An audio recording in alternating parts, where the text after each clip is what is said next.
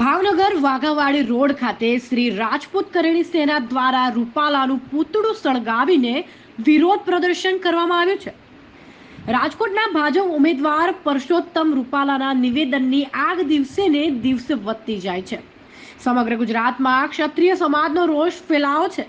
ત્યારે આજ રોજ ભાવનગર શ્રી રાજપૂત કરણી સેનાના કાર્યકરો દ્વારા વાઘાવાડી રોડ પર પરસોત્તમ રૂપાલાની નનામી નીકળી અંતિમ વિધિ કાર્યક્રમ કરવામાં આવ્યો હતો.